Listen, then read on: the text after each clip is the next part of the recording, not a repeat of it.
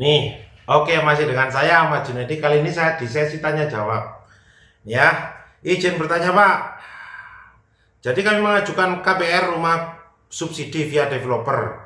Kami dapat info kalau pengajuan KPR kami tidak lolos BI checking. Alasannya karena kami punya cicilan kendaraan. Padahal selama mencicil kendaraan itu kami tidak pernah ada tunggakan dan selalu membayar di awal waktu. Selain itu, setelah nanti gajinya dipotong cicilan tersebut, gajinya masih cukup untuk membayar cicilan rumah. Nah, pas mau minta rincian hasil BI checking sama pihak developer, katanya mereka nggak pegang dan yang megang pihak bank.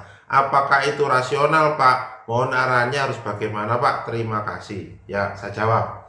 Yang pertama, kalau Anda beli rumah, ini kan pemimpin KPR, tetapi terkendala BI checking. BI checking itu, ini yang harus Mbak Elvara pahami ya. BI checking itu menentukan kolektabilitas kita. Jadi rapot kita 1, 2, 3, 4, 5. 1 itu lancar, 2 itu terlambat hari, 3 terlambat bulan, seperti itu. Sampai 5 itu macet.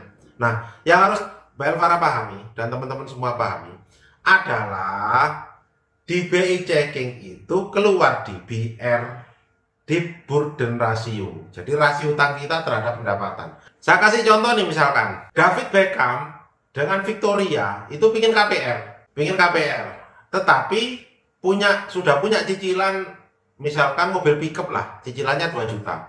Nah, setelah digabung, David Beckham gajiannya 5 juta, Victoria juga 5 juta. Digabung kan jadi berapa? 10 juta kan? Jadi 10 juta.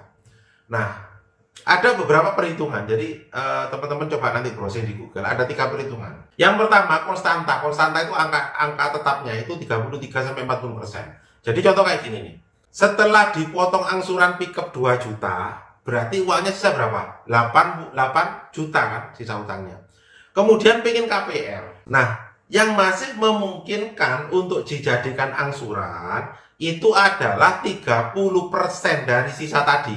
Jadi 30% dikalikan 8 juta, berarti 2 juta 100. Itu maksimal KPR-nya, angsurannya 2 juta 100. Kenapa kok seperti itu? Karena anggapannya ini kan tetap menghidupi 2 orang, kan butuh duit untuk hidup, itu loh masalahnya. Butuh untuk biaya hidup, biaya sekolah, biaya makan, biaya anak, seperti itu. Jadi diambil namanya sepertiga. Nah, kalau masih mencukupi, kemungkinan disetujui. Tapi kalau tidak mencukupi, karena apa? Angsuran, contoh nih, angsurannya gaji kita udah 5 juta gitu ya. Terus angsuran pickupnya angsuran mobilnya, nah kita udah punya angsuran mobil, berapa angsurannya? 2 juta. Kita masih pengen KPR, angsuran KPR-nya berapa? 1 juta. Berarti kita biaya hidup kita berapa? 2 juta. Nah, ini yang dianggap beresiko. Karena apa? Nggak mungkin Anda disetujui.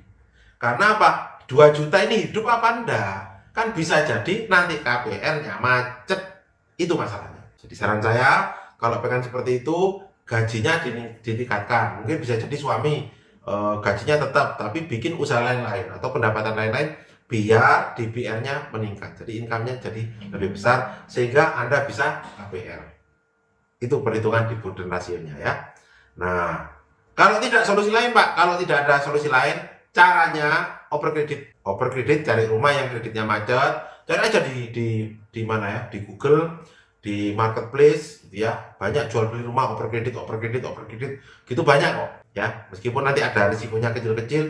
Nah, nanti over kredit, atau kalau enggak kredit in-house ke developer, cuma DP-nya agak besar, caranya gitu ya. Semoga bermanfaat.